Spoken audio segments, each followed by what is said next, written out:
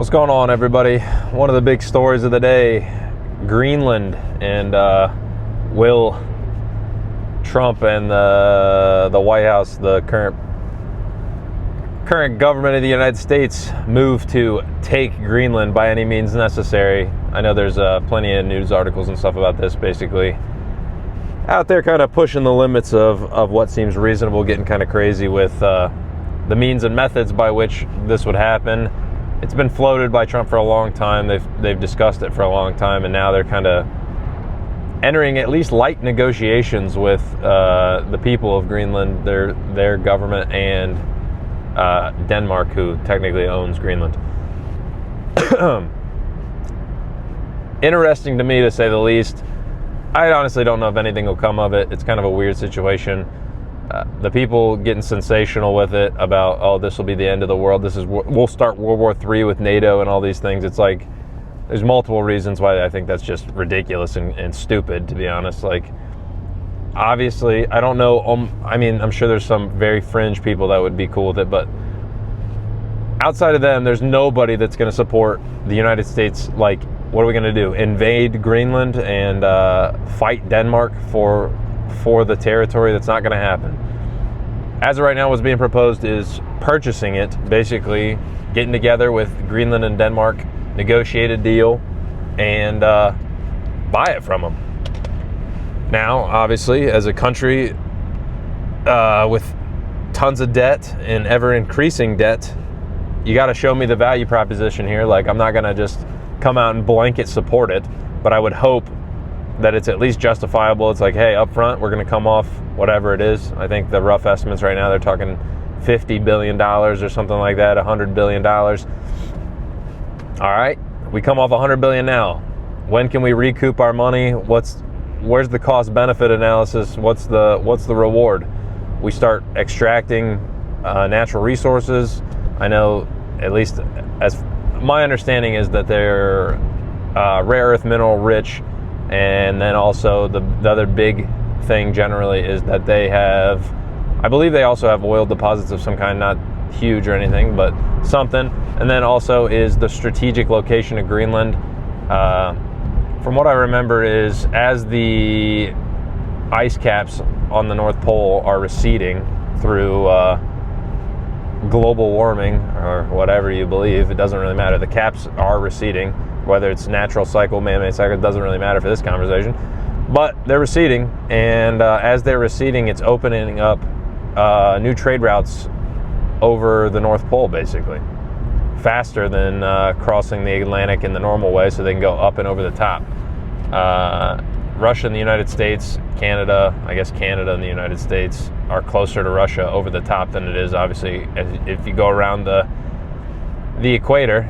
If you go around that way, it's a lot shorter to go right over the top. That's why if you look and pay attention to the way planes fly to Europe, typically they take like a weird arc. It looks like on a flat map, but it's really because they're just going north. That's the shortest path. So now ships are able to do it, at least partially, or they predict they soon will be able to. So we're trying to get ahead of that. And then obviously there's the national defense thing of, if we could set up like early warning systems and things like that in Greenland, more military installations up there. We're closer to Russia. It's really like the United States is pretty much just at odds with Russia and China in the sense of two countries that matter the most right now. North Korea a little bit, but they're so far away, and I don't know how much of a credible threat they really are. There's arguments to be made about China and Russia too, but we're not going to get into that. Basically, we're going to spend, our proposition is, we spend a bunch of money, we get Greenland resources, trade, and national security. Basically, we're not going to make money off national security. We can make money off trade, but mostly how much natural resources can we extract, and then basically also, obviously, you got to make the deal worth it to the Greenlanders, I think is what you would call them. But this is interesting to me because it's kind of like, not very often do you see like modern day colonialism, if you want to call it that, but we're just basically expanding our territory, which doesn't happen very much. Back in the day, everybody learns about the Mexican-American War. They seized territory in that, the Louisiana Purchase, things like that. When I believe we purchased Alaska from Russia a long time ago for way less money than it was worth. terrible deal making on the Russians' part, but I'm wanting to say there was some internal turmoil there. That might be understating it when we bought Alaska from them. But this hasn't happened in a long time where a country has like gained a new territory in this way. So that would be a big deal, and it's interesting to watch. We'll see what happens. But I know I was listening to something where they're talking about a poll, and it's like 75% of Americans don't think it would be a good idea to acquire Greenland as for the United States to acquire Greenland. And obviously, if, like I said, if they meant by force, like if what are we gonna do? Fight Europe over it, basically? Because if we fight Denmark, we fight everybody. That's just ridiculous. It's not gonna happen. Shouldn't happen. It will never happen. And obviously, nobody would support it. But if we can come to the table, get a little deal going, and we say, hey, we'll give you a bunch of money up front, and over the next 10 years, we'll recoup our costs and then benefit in the long run for it. Why the hell not? I mean, that's just a good deal is a good deal. Like I said, we're in debt, but if we're going to make money on the deal, you just got to run the calcs on it. I haven't seen anybody run the true calculations on it, and I'm sure obviously somebody's job in the government at this point is to do that, try to justify it. Can't just be making decisions left and right. I mean, even though it's kind of what Trump's known for at this point, is just doing crazy shit, but this one doesn't seem that wild. As the United States is kind of, what is our Navy commercial? A global force for good. We're the global police, whether you like it or not. I personally don't really think it's great, but overall I think we've benefited in some ways for it. We kind of run trade, run less so now. The Panama Canal, Suez Canal. Our Navy is the biggest in the world. We protect trade around the world. That's just kind of how it works, and everyone benefits from it. So here's the new option in trade, a new moneymaker, and obviously the U.S. wants to get its hands involved, and there are people screaming, you're going to start World War III. It's like, no, I think that's ridiculous. I think the EU generally is kind of posturing here like NATO members. I know Denmark, I think it was France and Germany, and so a couple other countries have like said, oh, we're going to send troops to Greenland to defend it. It's like, dude, the United States isn't taking the Marines and shipping them over there and airdropping the Marines into Greenland. I think like 50-some thousand people live in Greenland. It's like we're not getting into a hot war with NATO over Greenland. It's not going to happen. But whatever. I don't know. You give me your 2 cents on if you think that's going to happen. But to be honest, I think you're being a little bit ridiculous if you really think that's on the table here. And maybe somebody says, well, we did just kidnap the president of Venezuela. And I'll say, I mean, fair point, but also we don't get along with Venezuela. There's no need to start problems with NATO. But obviously NATO and the United States not getting along so much right now with Trump at the helm.